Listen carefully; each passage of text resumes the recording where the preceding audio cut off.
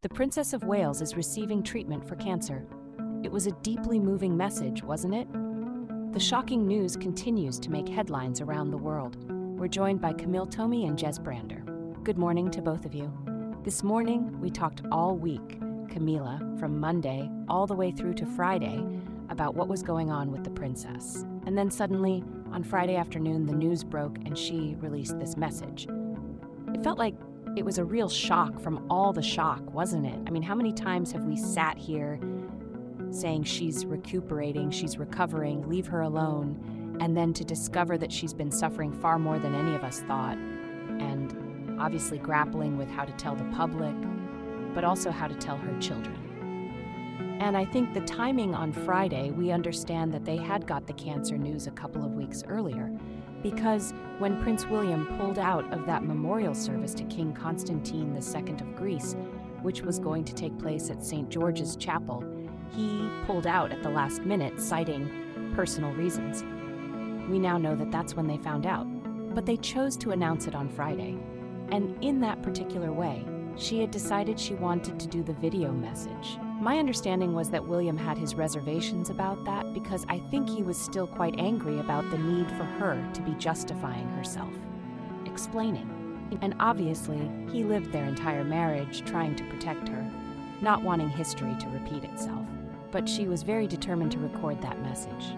I thought it showed such a sort of mental fortitude and courage. It was extremely well delivered. I wrote a piece for the Telegraph sort of saying it was slightly reminiscent actually of Queen Elizabeth II, just in her sort of quiet dignity and the way she carried herself. I think as parents, as human beings, your heart goes out to her having to tell those 3 children what's going on. And the timing was such that they could break up on Friday, be at home with their parents.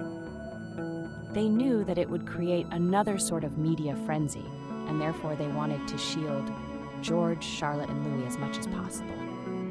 But our heart goes out to the princess, and we obviously wish her all the very best with her chemotherapy. And it was different in that it wasn't a statement by Buckingham Palace or Kensington Palace, as it had been, for example, when we heard about the king's cancer. This was a personal message. There she is, sitting on the bench, just speaking to us. The thing that's encouraging is her positivity. Yes, because it is shocking. People of my age or the king's age, cancer is not tragically unusual. But for young people like her, it is unusual and worrying and very frightening. But all the research shows that people with a positive attitude are helping themselves.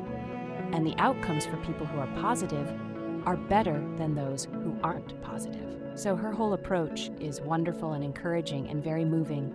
Well, I also think it really gives other people out there that are going through a very similar thing and maybe in a very similar situation with young children of their own. I just think it was quite hopeful too. And I think that that's something that can't be undervalued either. I think she was encouraged by the positive reception that the king had had in announcing what was going on with his own health. And we know there's been a lot of coverage over the weekend. They were close anyway, obviously. This has brought them closer. We know that when they were both in the London clinic at the same time, the king was sort of walking down the corridor to see his daughter-in-law. I mean, strange set of circumstances to be in. And obviously, if you're going through treatment at the same time as a close relative, I think that must help. I think that must be comforting and reassuring. However, it then hits home the difficulty for Prince William in all this. Imagine your father and your wife being diagnosed with cancer at the same time. And how you cope with that, not just as heir to the throne and sort of thinking about the family as a firm, but also just thinking about your own loved ones. I mean, I appreciate they're a king and a princess to the rest of the world, but this is his family. I've happened to have seen the Prince of Wales at a couple of events recently, not knowing any of this, and people looking at him thought he is very subdued. What is going on? And yet people thought, actually, well done him, turning up and doing these things. He came, for example, to the Commonwealth Day service to accompany Queen Camilla a couple of weeks ago. And yes, he looked quiet and somber, but he got on with it. And it's a strange life that these people have to lead. Stops at public figures. This week, for example, the show goes on. Thursday will be M Day Thursday, always in the late Queen's year, a very important day. the king would normally be at that. This year, it's just going to be Camilla on her own, with a video message from the king coming from Ware Cathedral. So it will go on, as people are saying over the weekend, this is a blip, not a crisis. It's a health scare and a worry, yeah, as happens in many families. But as Kay was saying, that's the reality of this. Kim, it makes them feel more human as well, because everybody will. What your point about her statement, though, the video mage, I thought that was so pertinent. Is it just felt really authentic? I led to believe that she chose and insisted on writing every word of it herself. Me, in a world of PR machines, and everybody were very nervous about what she's giving away and what she's saying, insisting that this was all her own words. It's all came from her. And I think you could tell it just felt ab-ably. I mean, she was speaking there kind of because she has a public duty as a princess, but also she was speaking basically, wasn't she, as a woman and a wife and a mother. And that's how we can always relate to those sorts of statements. It's the same with the "we'll meet again" statement, or even the statement in the aftermath of the death of Diana, Princess of Wales. Was there a notion that Kensington Palace had perhaps lost control of the narrative and this was the best way to bring it back on track? Yes, maybe. I think there's something a bit too sterile about a statement on an issue as important and personal as this. Also, there's this need to see her and see how she is.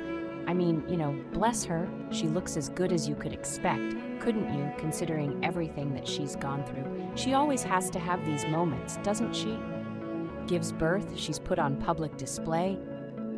She gets diagnosed with cancer, she's put on public display. Some of the reaction, though, I think from around the world has been really telling as well. The tributes that have come in, the well wishes that she's received, and that's been against this extraordinary backdrop over the last few weeks of just some real Venus online. Still, it continues this weekend. Still, the abuse is pouring in.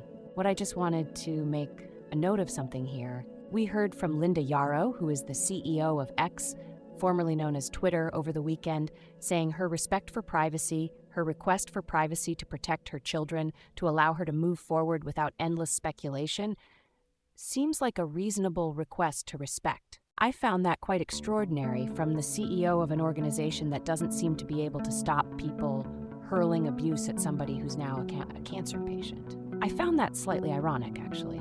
Yeah, of course, because often that's where these things stem from, isn't it?